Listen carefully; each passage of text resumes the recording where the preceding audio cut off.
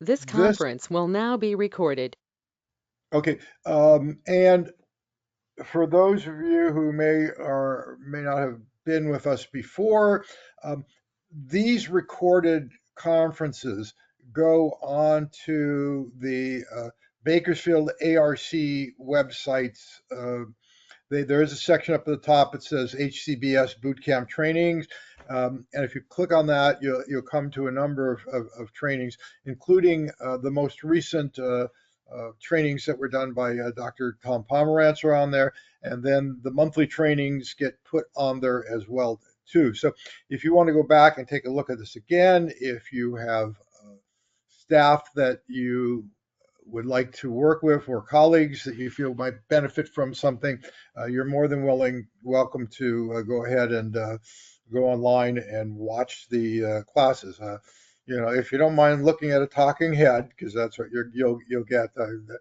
This is not action packed. I'm not doing car chases or anything like that in this video. So, anyways, the Department of Developmental Services, as part of HCBS, is putting out a number of new tools for all of the players in the system. So we reviewed on one of these webinars a couple of months ago the new IPP that's going into effect come January 1.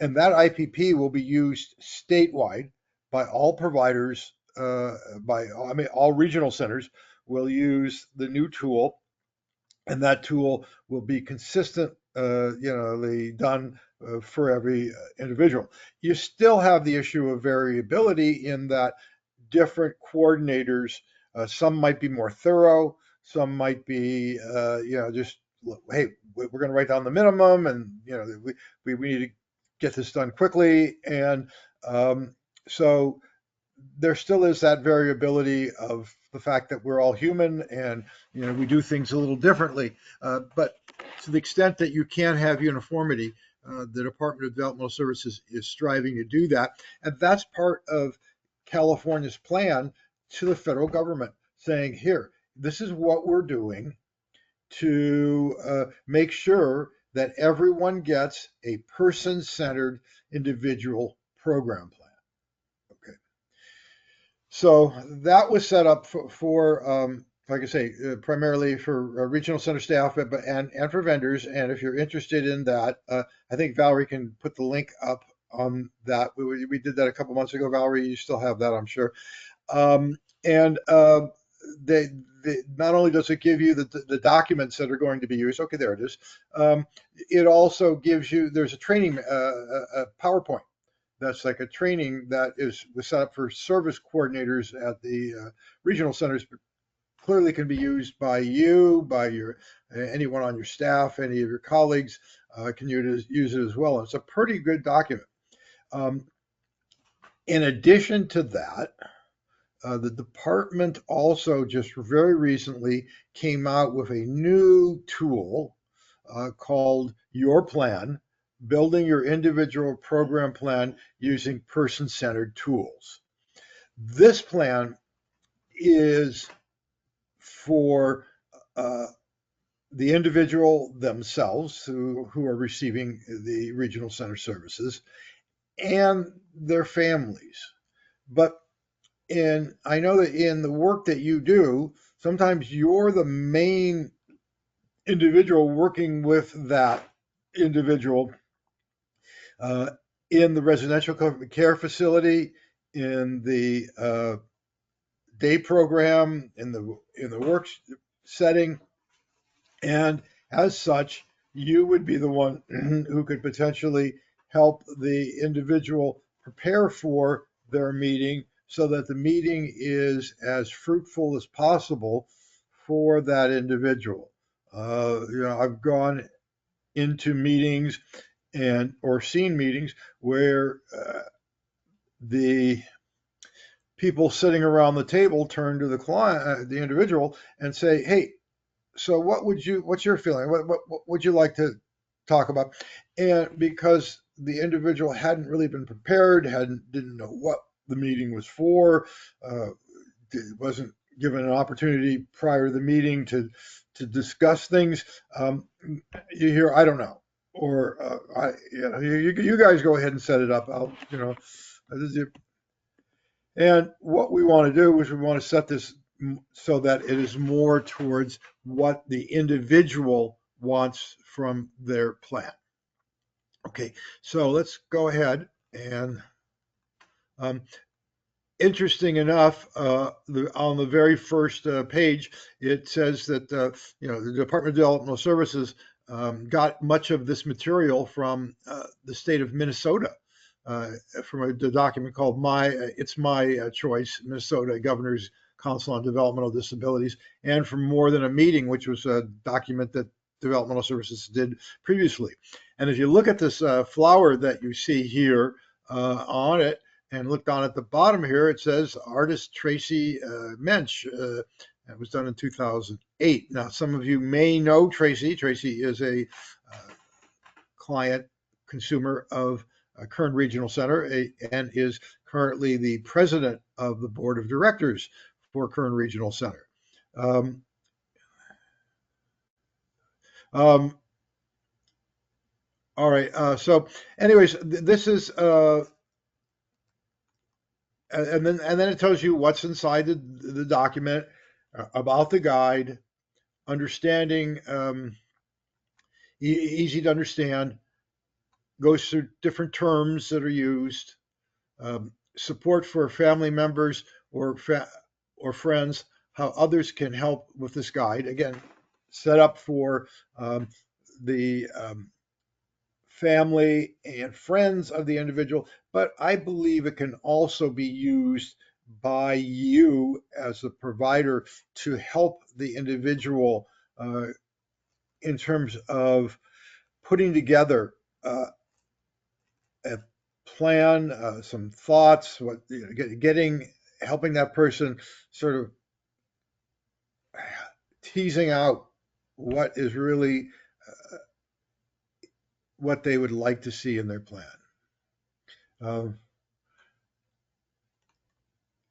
Okay, so the first part is building your individual plan. What is a person-centered plan?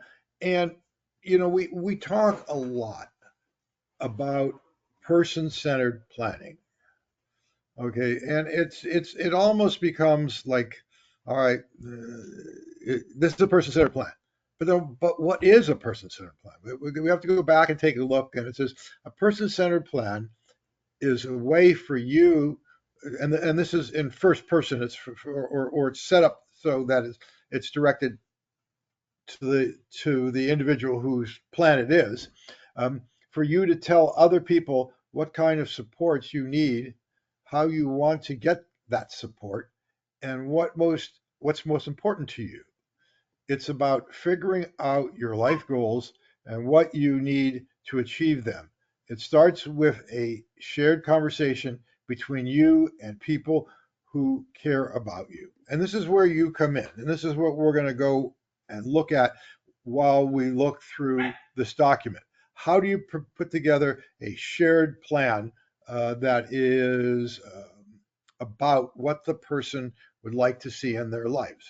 Their life. I mean, if you or I were sitting in a meeting and somebody was telling us, this is a plan for us, this is where you're going to work, this is where you're going to live, this is what you're going to do, this is how you're going to spend your money, we would say, nah, you ain't doing that. This is my life, it's my plan.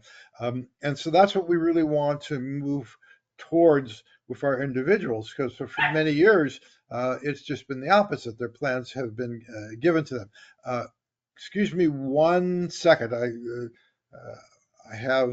I'm at home today, and my dog is at the back door and wants in. So just give me a second while I let him in, and I'll be right back.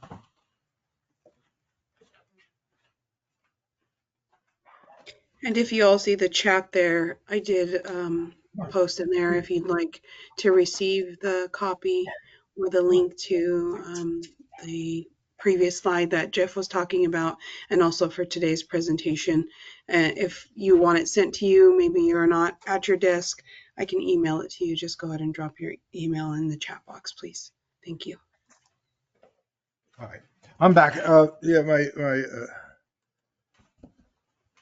oops, give me a second.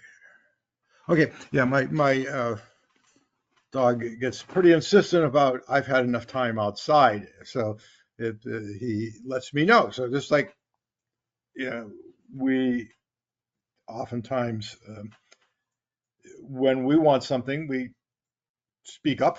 That's what we're trying to work towards. Um, okay, so where was I here? It's about figuring out your life goals and what you need to achieve them. It starts with sharing conversation between you and people who care about you, like family and friends. It is a way to talk so that everyone respects your ideas and listens to you. Again, Jeff, important concept. Yeah. sorry, your screen is no longer sharing. I'm not sure why. I don't know if you wanted that to be Oh, on. the document. Yeah. Let me see what I can do. You're right. I can see that it's not. Um,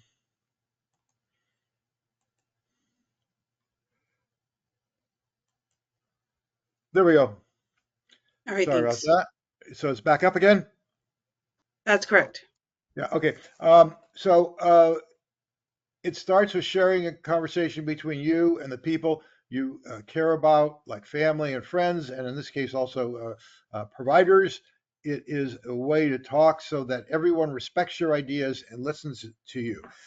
Respect and listening are big variables that are involved with the home and community based waiver, and also the person centered concept.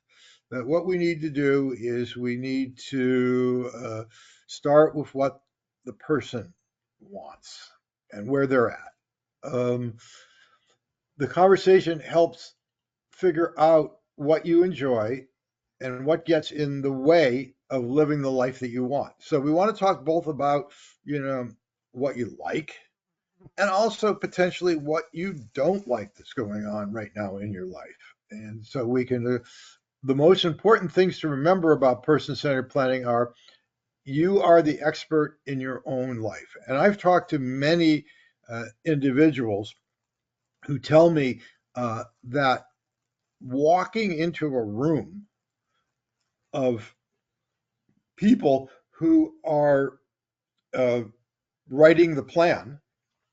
So you probably have the service coordinator from the regional center. If the client's involved in an adult day service, vocational or a day activity, maybe a family member. So that three, four people sitting there at the table, you're there and everybody's talking about you. Kind of reminds you of the old, in some ways, like when you got sent to the principal's office as a youngster, or, it's your assessment, and in many cases, people can feel uncomfortable about having to go to a room and talk about it. Also, many of our individuals have had some experiences in the past, especially prior to our really moving towards this person centered model that haven't always been positive in those meetings. Um, I remember years ago sitting in a meeting. I got asked to step into this particular meeting. It wasn't the person I was involved with. And here were a group of professionals talking around the table, and they were talking about this person's personal hygiene, about her toileting, about what happens with her monthly period, a number of intimate things in her life. And they were talking to each other in third person with her sitting there, and they weren't even addressing her or asking her or talking to her. They were talking about her. And I think that would be pretty embarrassing to have, and difficult to sit through a meeting where people are talking about you and talking about your intimate uh, bodily functions and and not even respecting you enough to address you. So we want to make sure that we let the individual know that you're the expert in your own life. You're the person who should be saying what you like, what you don't like. Again, this can vary because some individuals are much more verbal and can express themselves better than others. Other individuals, maybe the use of spoken language is not the main way they express themselves. And so we need to look to other ways of expression. Some people may use signs. Some people maybe just gesture or body posture or language. All kinds of different ways that we communicate, and getting to know that with the individuals that you provide services to is something that you're very good at. After you've spent some time with someone, you get to know how they let you know what they like and what they don't like. All right. So again, it says you are in the driver's seat. It's about it is about supporting the different ways that you choose to live. So we want to make sure that when we're writing a plan, it's about what the individual wants.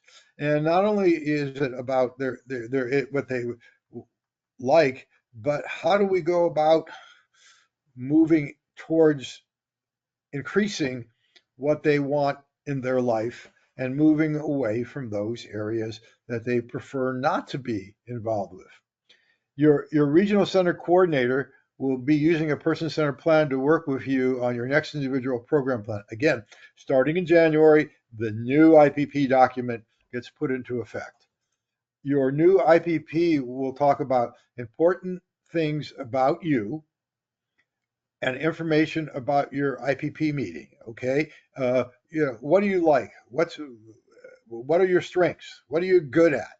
Uh, you know, George always has a smile and is friendly when he greets others.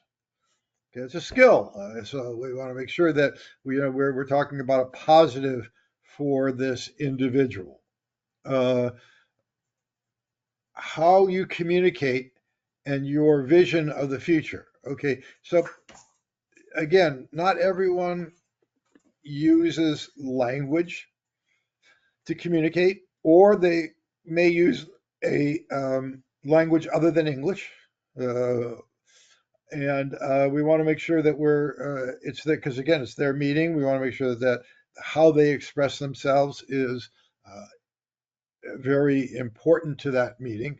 Um, how you make decisions and the life areas that are important to you.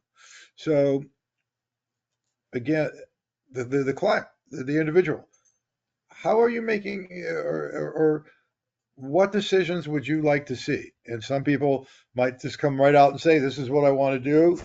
Others, like I say, it might be by you see that when you're working with them, providing, you know, services and supports, that some things work.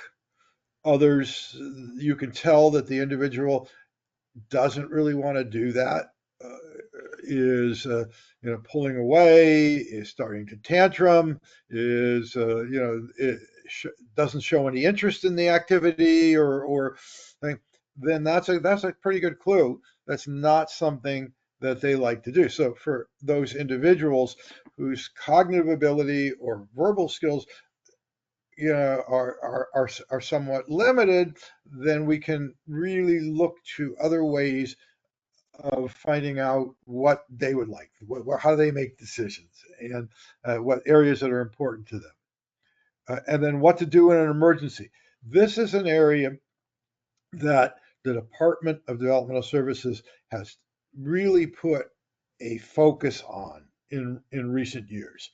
If you go back, for example, to when Hurricane Katrina hit New Orleans, I believe it was 2004, 2005. I can't remember exactly.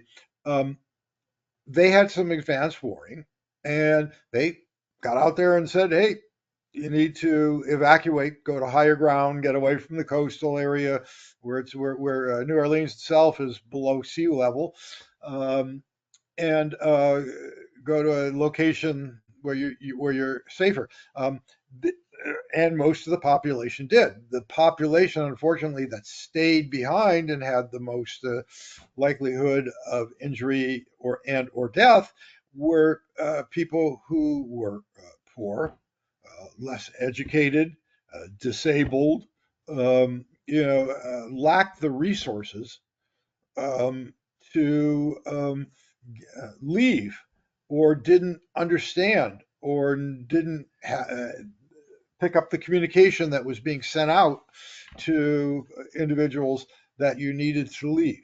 So that was sort of a wake up call, and they started seeing it in other situations subsequently, so that when there was a major natural disaster of some sort, or man made disaster, wildfires, that it is really important to make sure that the plan has in it a the specifics about what will be done if there is a disaster and the person needs to be evacuated, moved.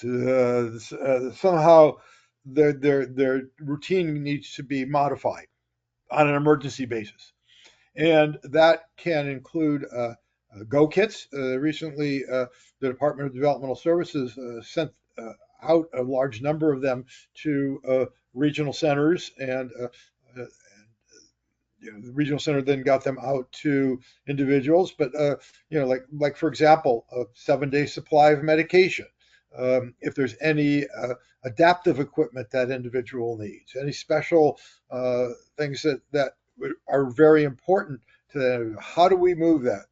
And then where are we going to go? Where do we meet again? What do we do if there's you know if there is a change?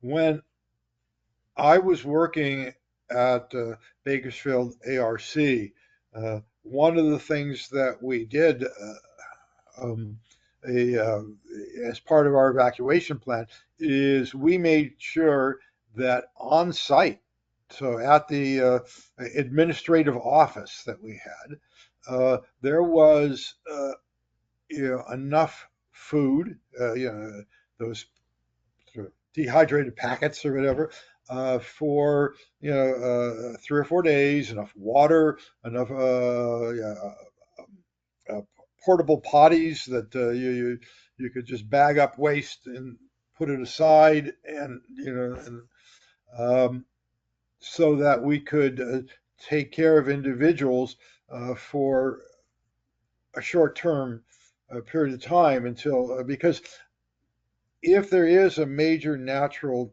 disaster or man-made disaster, let's say, for example, the most likely for us here in the Central Valley, it would be earthquake, um, and it's pretty major. In some cases, uh, first responders will not be able to get to you for a number of days, and the reason for that is not that they don't want to get to you; it's that there's this the situation is so overwhelming and their resources are somewhat limited. Who knows? Maybe their building collapsed too, or something else happened. And so you've got to assume that if there is a major um, emergency situation, that you are prepared in your facility, and how you go about that, and what you do, what kind of a go bag you have to take people to a different location. What do you have in your facility if you're ordered to stay in place? All those things. Each regional center now has a specific position on their staff specifically towards disaster preparedness. So the department is taking it very seriously, State Department of Developmental Services, as should we in terms of our planning for individuals. Okay, now I want us to move on a little bit and talk about a few areas. Okay, so when we're talking with people about their person-centered plan, one of the things that often happens, at least historically, is that the plan is developed at the meeting with very little prep for the plan. If you're a day program provider, if you're a residential provider, you may bring in to that meeting the last quarterly report. This is how we worked on Robert's goals for the last 3 months, and over the year, this we made progress on these objectives, and those sometimes will get discussed at the table, and then we look at developing the goal for the following year. Well, with person-centered planning, we want to try to do it a little differently. And then, so here's are some examples that, and again, this was written for the individual to fill out, but as the provider of services and supports for that individual, you can be very helpful in working with them and helping them fill these out. And then these can go into the meeting as starting points for how do we look at developing a person-centered plan that's important to and for that individual. And again, this document is available. It was published by the Department of Developmental Services. It's on their website, free of charge. I encourage you to download it, print it, and use it, or assist your residents, or you assist the people in your day services to use it. Okay, so starting off, let's talk about that individual. Okay, so the first question is, what are some great things about you? So now, I don't know about you all, but for me, I have a hard time with this one personally. I don't think I'm all that great. People sometimes say, "Well, Jeff, you can do this and you can do that." Well, but that doesn't mean that I internalize it. And I sometimes kick myself. Darn it! You didn't do this, you didn't do that. You're so dumb. You can't get it together. But we want to get away from that sort of mode and really talk about, okay, encourage positivity. Everyone has good things about them. So let's look to start the whole process on a positive note. We're not going to start the process on a note of, that Mary has difficulty uh, wiping herself after a bowel movement. That's a negative. We want to really focus, at least initially, on what's good about the thing, the individual, the good things about that individual, and the positive parts of their life that we really enjoy and like. And that also gets the person thinking in terms of, hey, people think I'm good, people like me, because oftentimes what they have heard and what sort of has been the um, theme throughout their life is, oh, you're disabled, you can't do anything, you're not important. And the people tend to oftentimes internalize that and then come to think of themselves as not being that important. And what we want to say is, no, you've got a lot of value, and we want to really put that out there in your plan and really share with everyone. This is what's real positive about you. What do you like about you? Okay, and again, they may. I don't like me. I'm not a good person. I'm disabled. I'm handicapped. No. We want to talk about what you like about you. Yeah, well, yeah, I get I get along with my roommates. Okay, well, that's a good thing. That's a good skill, you know. Uh, I'm I have 4 or 5 friends at the day program. Uh, so I can make friends. That's a good thing to like. Um, what are some things you are good at or proud of? Okay, and this is a really important one. There are 2 scholars um, that have written a series of books on resiliency. And resiliency is the ability to sort of, uh, even when things are sort of difficult and bad, you keep going. You kind of bounce back. You just keep plugging away at it. And they looked at people who had some pretty adverse situations and managed to come out, sort of on top, and looked at what is it about these people. Is there a commonality? Is there something that we see? And although they couldn't show that it was an actual cause, this remedy caused it. The 2 things that they did find, which showed up quite often, were one was that there was somebody in their lives who really cared about them.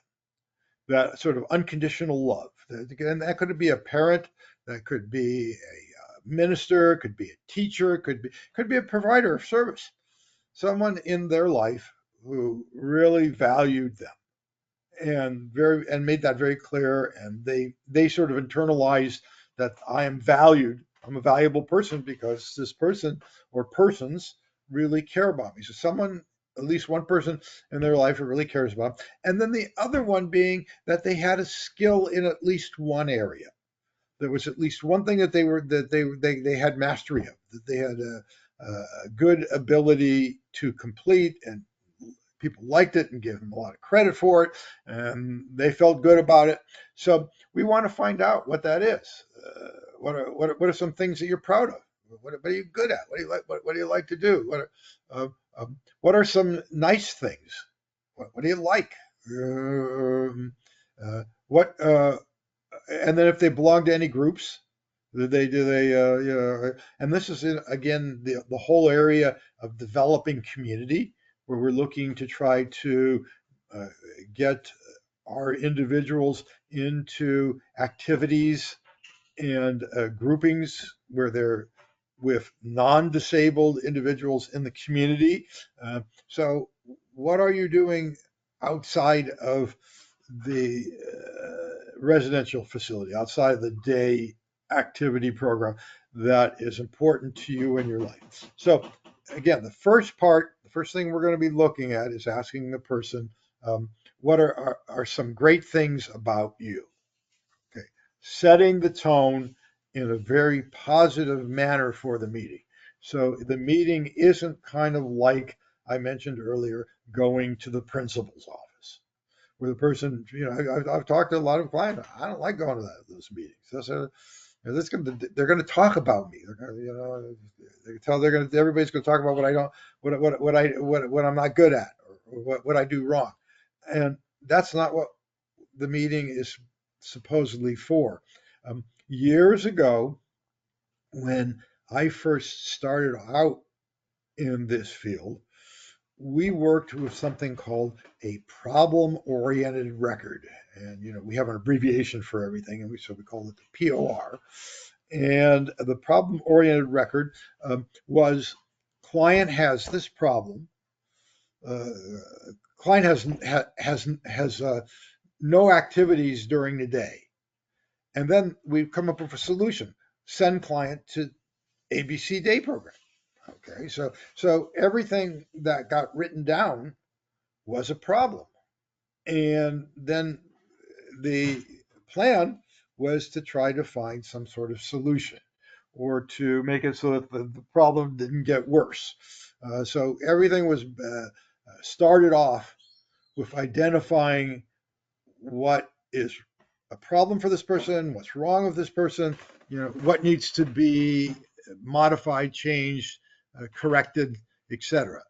This new model looks to, okay, starting off with this person has intrinsic value. It's important. It has specific things that they like and don't like. And so we're going to focus our plan starting at that as our threshold. And then we're going to move on from there. So first of all, this is what is important and is valued about this individual. And that's the beginning of our plan. And then one of the things that can be very helpful, and this would be more for residential than day, but could be partially day as well, is breaking up the day, looking at what goes on during the day. We all have our sort of our routines throughout the day of what we do when we do it, and we this is a way to look at what people like and don't like in the morning. I went to a conference years ago that where Michael Small, who, if some of you may have heard that name, he is the considered to be one of the premier individuals when it comes to person-centered planning. He's been promoting it, developing it, giving lectures, and doing other things in regards to person-centered planning since probably at least 25 years, I would say. Anyways, he asked the group to write down everything that they did in the morning uh, before they came to the conference that day. Okay. And then he asked for volunteers in the audience to share what it was that they had completed. And people got up. Well, I brushed my teeth. I went in, got the kids up, got ready, took a shower, got breakfast on the table, got the kids off to the bus. Assisted my spouse to get going in the morning. Got in the car, drove over here. Ask somebody else, and there'd be something similar. And after about 3 or 4 of these, he said, "Well, we as Americans must be the most constipated people in the world." And the reason I say that is because none of you shared with me that you went to the bathroom when you got up. It wasn't part of your routine. Yeah. And why is that? Because that's not something that we normally share. We don't talk about. It's private. It's not part of the conversation. And yet, when we're writing plans for people, we're writing about the most intimate parts of their, bowel and bladder and everything else in many cases. And for some, granted, it is necessary because it needs to be part of their plan. But how do we do that? So this gives you some ways to talk about, let's say, for example, someone's morning. Uh, what does your typical morning look like right now? And so you can ask the individual in preparation for their IPP meeting, because this is really helpful. You can bring this into the meeting, and that would help in terms of trying to develop services and supports for this individual if we knew more about what they did during the day, what they liked, what they didn't like. In many cases, you're working with a service coordinator from the regional center who is putting together this plan, who has, as sees this client, this individual 3, 4 times a year, half an hour. You're with them pretty much 5 days a week, 7 days a week, have much more contact and know them better because you're involved with these situations that we're talking about. The coordinators involved with them sitting there at the table in the meeting. So it's a very different environment, and they're not really seeing the whole of that individual. You are. So, what does your typical morning look like right now? So the individual can share what would your best morning look like, and what would your worst morning look like?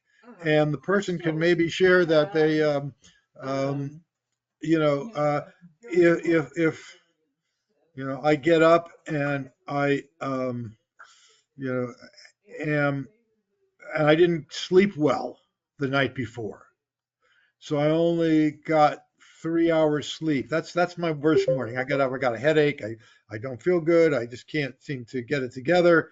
Uh, you know, it's not a good day. Um, the best day could be another thing where the person answers the question of what does the best day look like?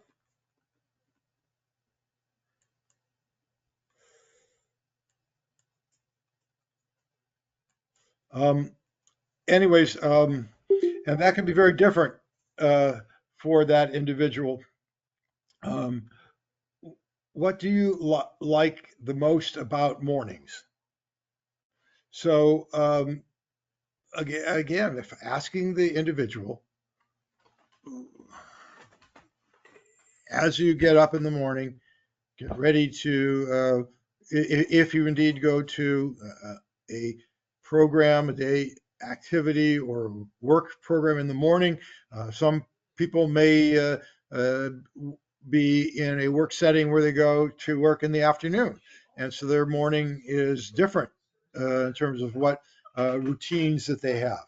But again, talking to people about their morning and afternoon routines and um, going on from there in terms of what's working and what isn't working. Um, what do you like the most about mornings? Okay. How do you like to be around, or who do you like to be around? So, are there people in your facility that you like? Are there people you don't like? And again, you can answer what would be a good morning, what would be a bad morning. Maybe there's one individual staff person who is a substitute or is comes in on Thursday mornings so that the other persons can get their days off, and you and that person don't work well together. That could be something that could be addressed here. What things happen in the morning that make you happy? Important. Okay, we want to find out what you like about your morning. Okay, I I really like a ham and eggs and pancake breakfast. Makes me really happy. So on those mornings I get that. Mornings I just get a bowl of cereal. Nah, I don't particularly care for that. What would be your best morning? And again, talking about what best and worst. What kind of things make you mad or upset in the morning? Um, you know, I'm not a good early riser. And on those days when, for some reason, maybe the bus schedule is changed, or I have a medical appointment, or there's some issue that's going on, and the staff have to get me up early. That's not something I really like. It makes me mad or upset, and yeah, so that's something that as a staff person, maybe you could work with in terms of how you set up those appointments or what happens on those days when there's a transportation issue. What things happen that make your morning really hard? Are there things that just make it so that things don't go well for you? And so if we can figure out uh, what would be your worst morning, um, and so now when we're writing the plan and we're looking at routine for that individual, and we're going to talk about the rest of the day as well in a minute here, we can really look to where do we want to focus? do we want to focus on those areas that are best and the person likes and um, are good things for that person in the morning, or do we really want to try to, or do we want to sort of maintain things that the person has said that don't really work for them? So that's one of the choices that we can make in trying to put together a plan based on what the individual's telling us about their day. So especially when you have individuals who, as we mentioned earlier, when you ask them, okay, so what would you like? And that's such a big open-ended question. They may just say, I don't know, or I'd like to take a trip to Disneyland, or I'd like to see my family, or whatever the answers. But it really doesn't get to what we're doing in terms of the person-centered plan. Um, okay, then the next area, think and talk about your days. Uh, what do you do on a typical day? Again, best, worst. Do you follow a routine most days? If someone is, say, for example, going to an adult day program, yeah, that probably is a pretty standard routine. The transportation service comes and picks up the client between like 7:15 and 7:25 most mornings.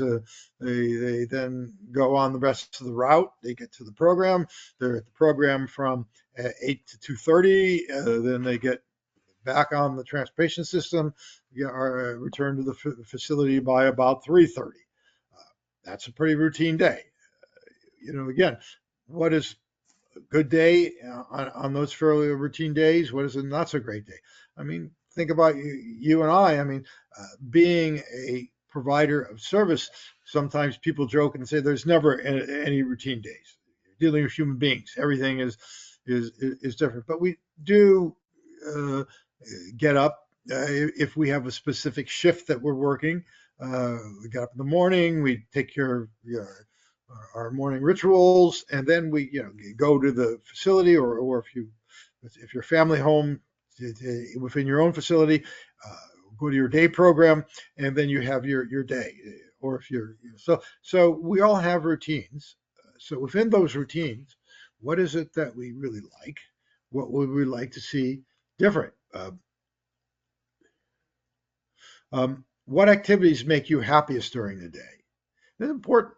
So what is it that you like? I mean, historically, a lot of the individuals we serve went to day programs that primarily did, day activity, and that could be anything from uh, self-care skills, teaching people, grooming, bathing, toileting. Well, maybe not bathing, but they could be doing working on some skills, grooming, for example.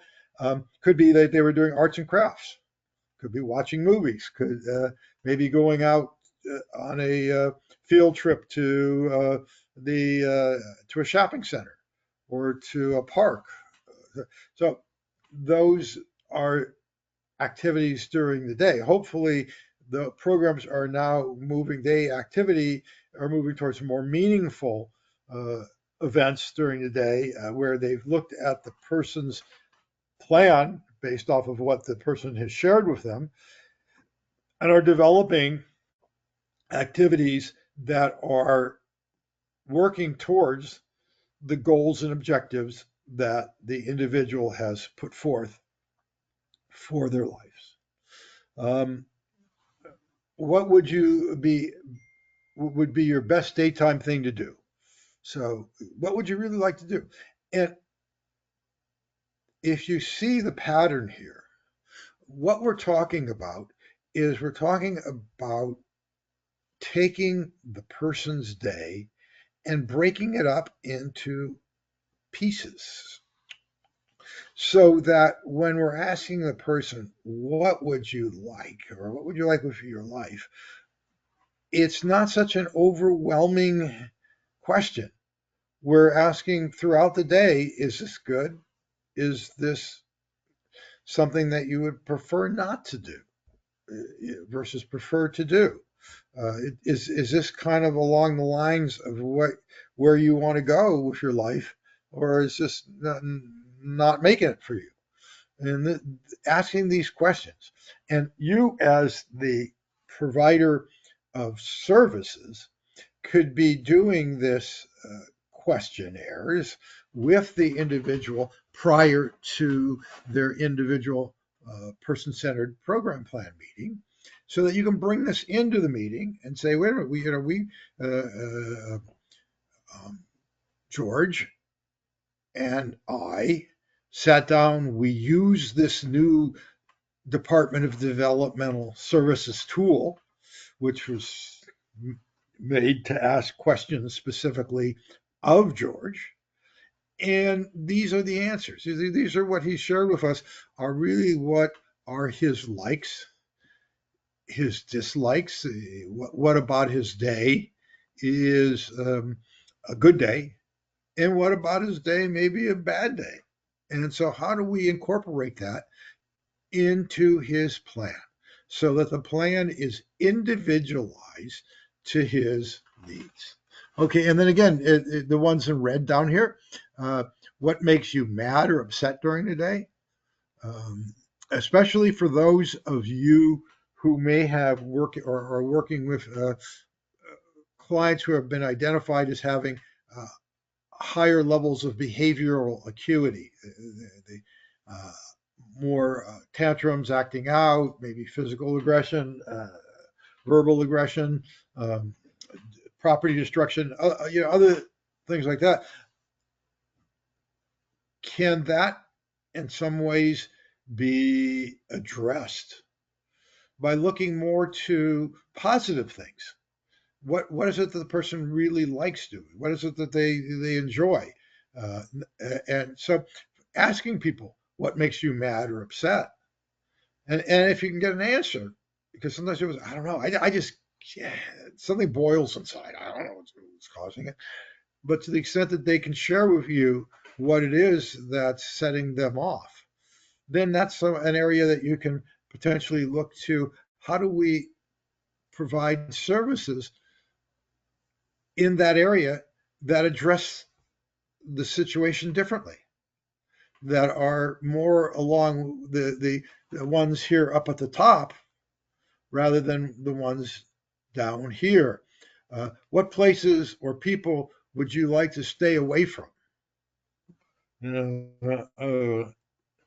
You know, maybe it could be as simple as you know a client is uh, doesn't have really good physical coordination with their arms. And so that the group weekly, right now you've got it scheduled so that on Tuesday mornings, everyone goes bowling. And this person doesn't really like bowling, doesn't feel comfortable bowling, doesn't feel good about themselves when they're at the bowling alley because of their physical limitations. Uh, so that's not where they really want to be. So what modifications can we make? Can we figure out some sort of modification that will assist them with bowling? Maybe like some sort of adaptive thing that can roll the ball down, or could we look at a different activity for this individual? Have him go for a different group on Tuesdays when that group goes to the bowling alley. What can be done differently, specific to this individual's needs? And that's just an example, but there, as you work with individuals, you will find that persons might tell you, uh, I don't like going there. I don't like going to the mall because there are too many people and too much noise, and I'm sort of, when I get overstimulated when I'm in a setting that's that loud and crowded, and all kinds of stuff going on, and stores and things. So I get nervous and uncomfortable when I'm at the mall. So okay, so we know that maybe if we're going to take you shopping, we do it, you know, one-on-one rather than a group, or we try to find a different type of setting where we can take you to a store, to where it's not the large box stores, or to the mall, and figure out a way to do the shopping for you. What makes a day hard for you? Again, individuals may or may not be able to answer some of these questions, but they're worth asking, because if we can find out more about what makes people tick, we have a much better chance of figuring out ways to change those into positives and reinforce those things that seem to work. And then the concept that we heard this when we were talking about morning, what makes the worst day? You know, I have yeah, well, a bad day for me may not be a bad day for you. So we ask everyone, what is it? And we all know that, how many times have you come home at the end of a day and said to your spouse, your significant other, to your children, parents, whatever your living situation is, that was awful today. I mean, it was brutal. I mean, it was one of the worst days I've ever had at work, and then you go ahead and explain what it was that made it so bad for you. Um, um, okay, and then think about your evenings, and again, the same thing about what happens evenings. Now, if you're a adult day or vocational service, this isn't really relevant to you, but if you're residential type setting, what does your typical evening look like right now? We get home, we have dinner, we watch TV till 7:30. Then we go to our bedrooms and we can sort of hang out for a while. Then at 9 o'clock, it's lights out. Okay, well that's not really consistent with HCBS, but let's talk about what you would like to do in the evening when you come home from your activity during the day or your work setting. Um, do you have an evening routine? And routines sometimes for some folks are very important. They like their routines.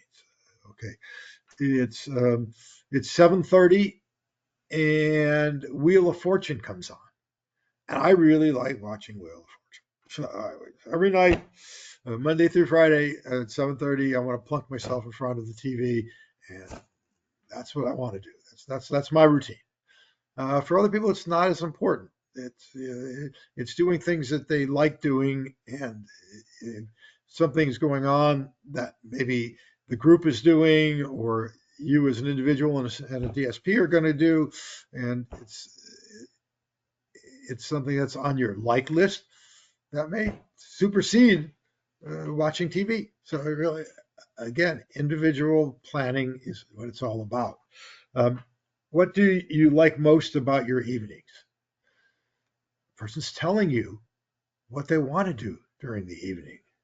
Uh, what would be your best evening? Okay. Well, for me, it would be, let's say, for example, going over to Chili's restaurant and having dinner there, and then maybe afterwards going over to Baskin Robbins and getting an ice cream. And so that'd be a great dinner and a good dessert, and then I'd be happy. To me, that would be a good day. So, or it could be someone else might say, um, not being programmed. I just being able to go to my room, listening to my music, reading a book, watching my own personal TV, and not having to be around all the other people in the facility. That's my best day. So you want to get from each individual what their thinking is about what works for them, because that's so important. Again, this all goes back to it can go into their plan. This is how we end up developing the goals and objectives that are going to go into that plan. What is hard for you in the evening? Okay, so there may be some sort of activity that the facility has at night, and that the person doesn't like. Maybe that it's a 4 or 6 bed facility, and everybody's sitting at the dining room table, and the level of noise, the sharing of food, family style, it's just not right for you. And HCBS says that people can eat where they want to eat. So maybe we need to look at developing this person's plan that they can get their meal and then go sit in the den or eat dinner in their bedroom or out on the back patio. Uh, their choice, right? Uh, and then again, what makes you mad? And then what would be your worst evening? So we have a better idea of how that individual sees the environment they live in. Okay, now that we move a little bit on, think things to think about. Okay, what things do you like to do? Uh, what things do you like to do at home, at work, at school, for fun, around town? So we're starting to ask the person, what is it about their living situation, about their work situation, about their community that they really enjoy? And if they really enjoy it, how do we go about enhancing that, having that become a greater part of their program so that that gets done more often and is more involved with what they're all about? What kind of music do you like? Okay. Different people like different things. Somebody might tell you, well, this is Bakersfield. I really like country music. So that's what it's all about for me.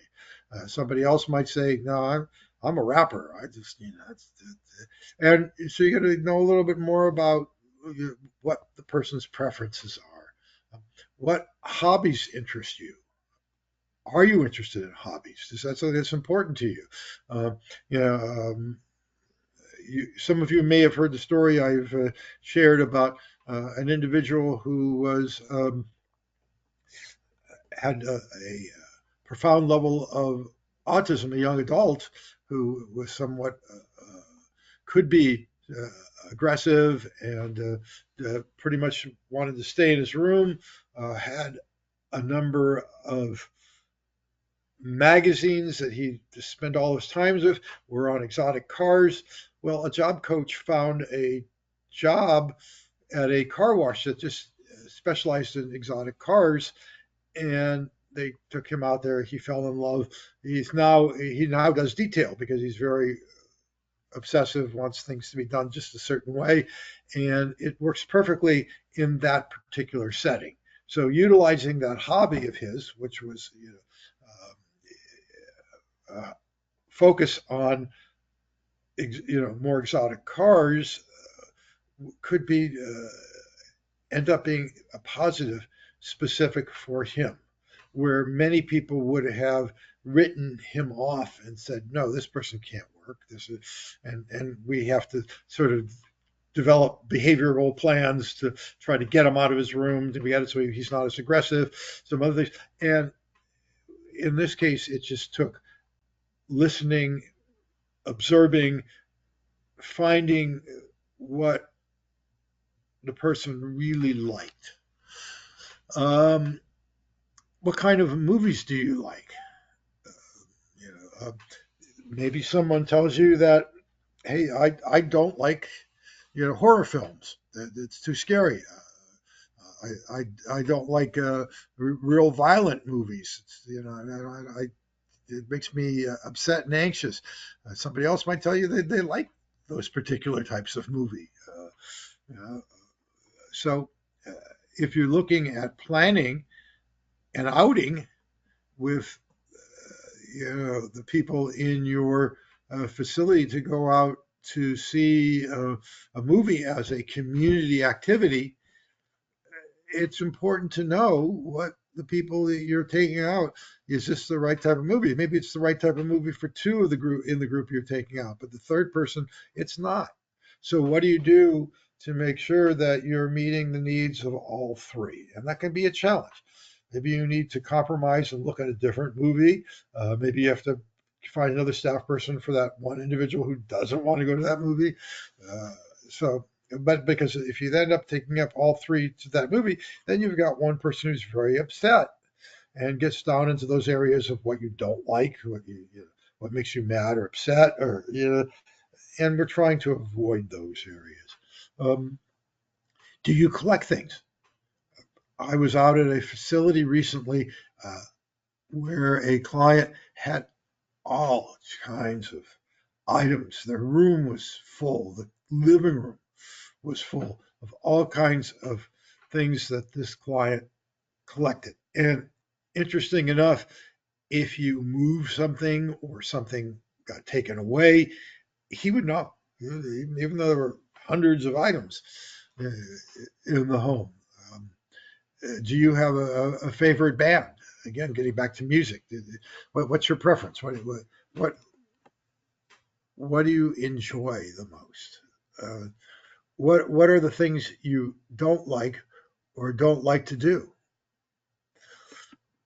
Some of the stuff is repetitive because we're seeing it in the morning, we're seeing it in the afternoon, we're seeing it in the evening, and then now we're asking that question again. But reinforcing this and asking it more than once, sometimes the answer may change, as the client thinks about it more, or you're asking it in a slightly different light.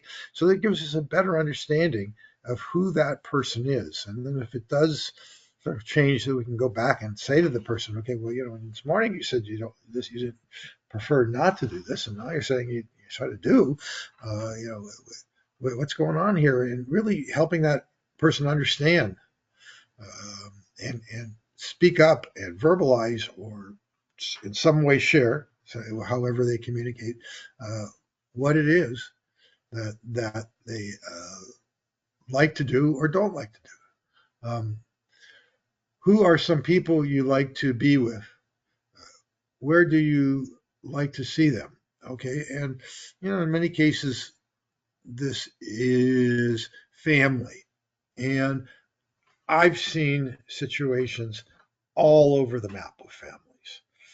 Sometimes the whole reason the person is in a residential facility is because of some challenge that occurred in the family home. And it just became untenable for that person to continue to be there.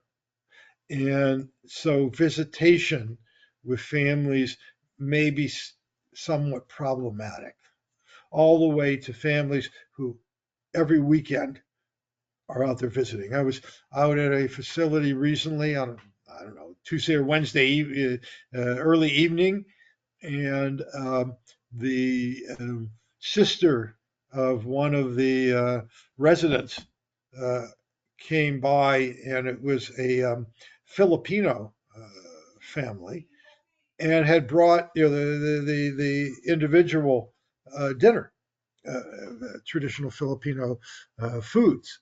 So the family would, wants to make sure that they maintain the culture, also feed the person what they like to feed, and then the other residents that live in the facility got the regular dinner. So who the person's involved with and um, is and how often they see them and where they like to see them can be a good starting point to figure out the sort of circle of support that person has. Who else is important in this person's life, and who could be part of the team that helps make the plan for this individual. All right. And we're moving on here, another 15 minutes or so. What are things you do not like to do? Okay. Looking back at your worst mornings, days, evenings, and ask yourself, and people who know you, okay, what are the things that you do not like? Activities, people, places, foods. So, just as we've talked about focusing on the positives, because we want the person to be viewed as valued, we all as individuals have things that we prefer not to do, or we don't like, or it just doesn't interest us, or we had a bad experience with something earlier in our lives, and we'd rather not do it. You know, so we wanted to give that person the option to share that with us, and to be respectful of that. What are the things that you do not like? Okay, sometimes we have to do things we don't like.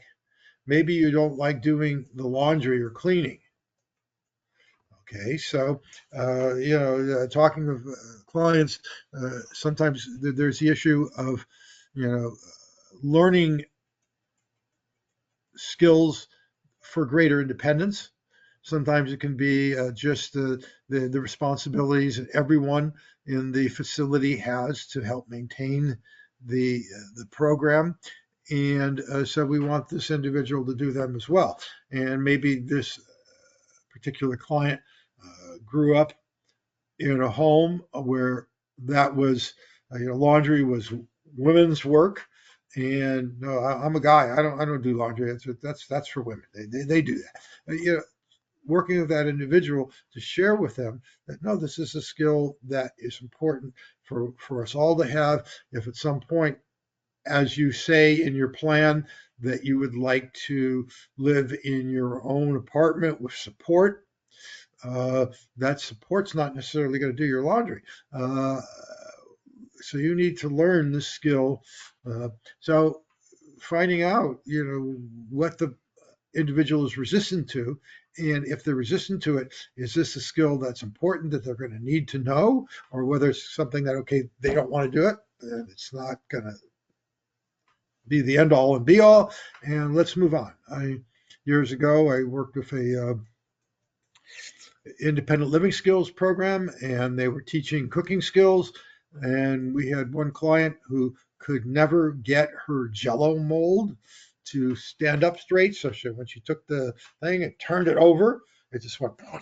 And I don't know what she was doing with the ingredients or what she was adding or wasn't adding, but and the staff didn't want to move her on to the next level of cooking. And I said, wait a minute, is making Jello important to you? And she said, no, but it's part of the curriculum. It's part of what they're teaching me.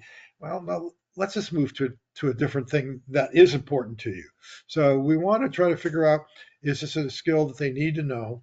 And if they are resistant to it, how do we work with them to address that resistance?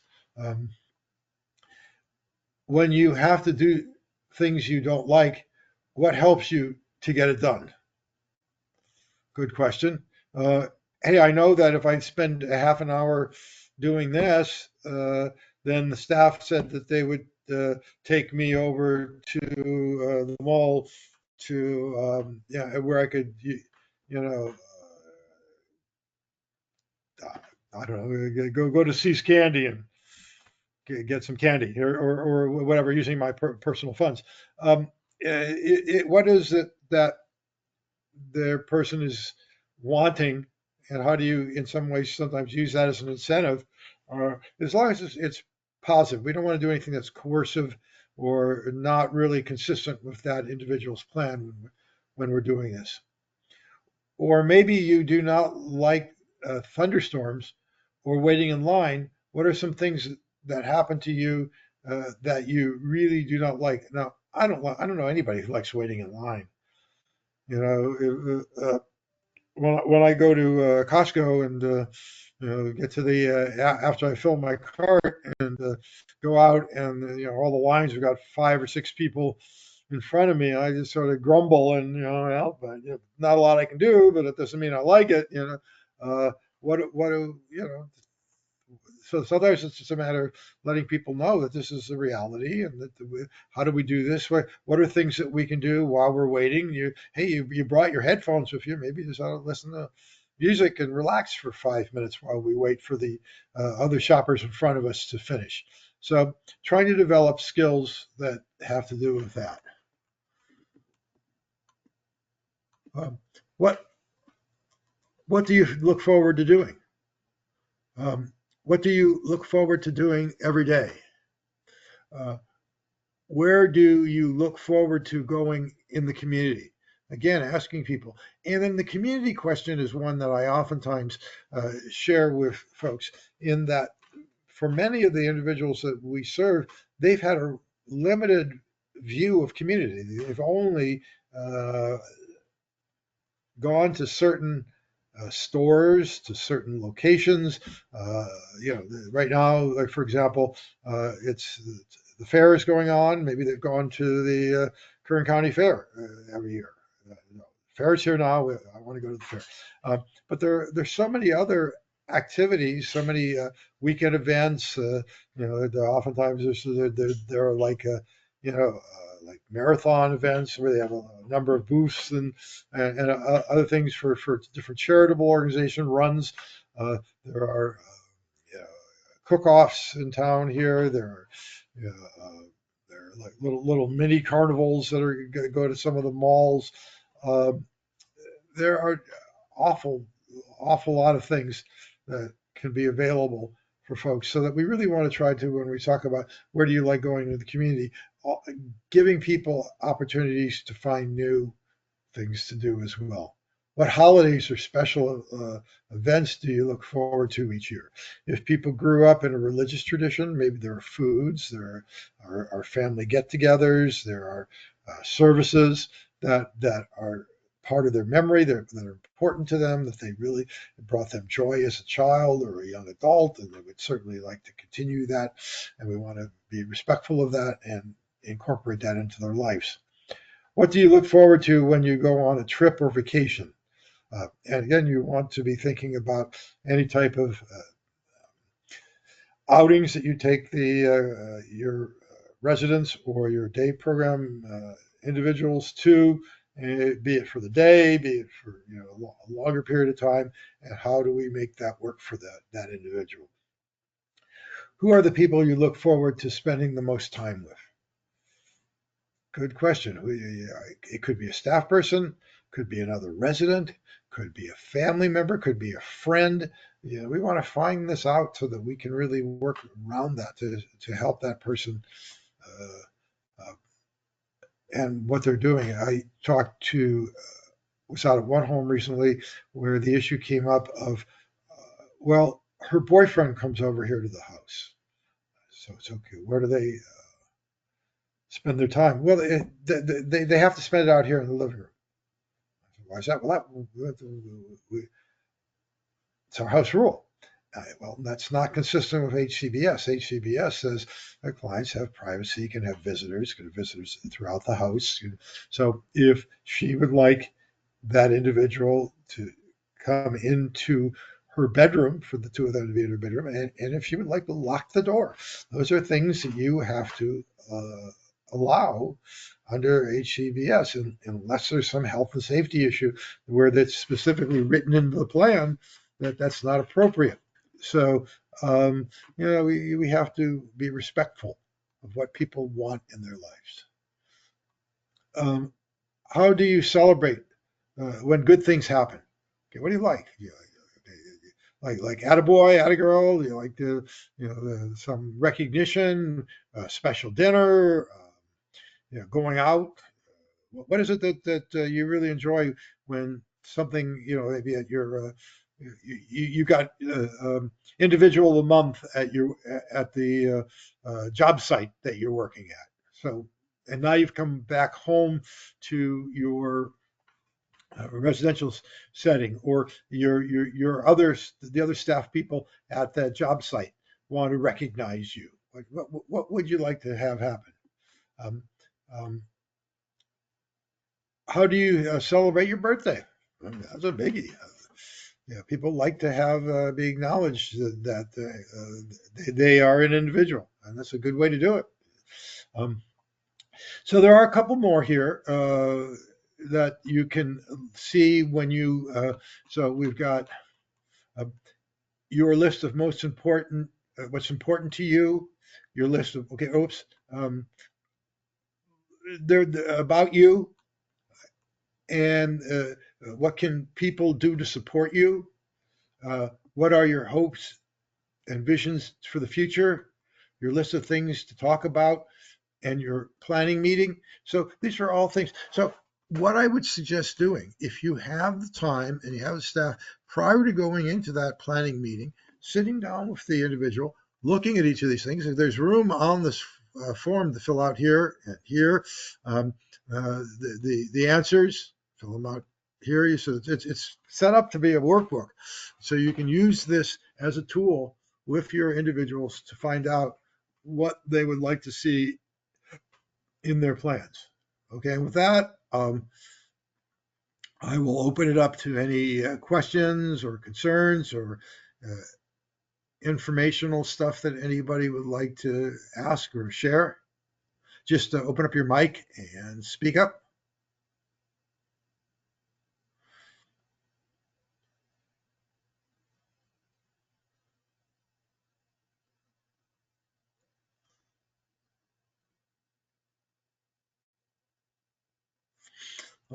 Okay, so I think I'm going to have to write a plan for you all for how to speak up more and and share with you what's going on. I'm just joking.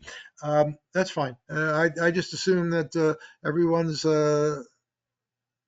got something out of this today, and this will be helpful. And again, this document. Go back to the top here. I did put it in the chat, Jeff, but I Okay. also I did have one inquiry and they left me their email, so I emailed it to them Okay. already. Your plan, building your individual program plan using person-centered tools. This is on the developmental services dds.ca.gov, and you can find this um, in their upload section, and it's a very helpful guide for you to use. All right. Well, I thank you all for coming on today and hope to see you next month. Bye bye now. Thank you, Jeff.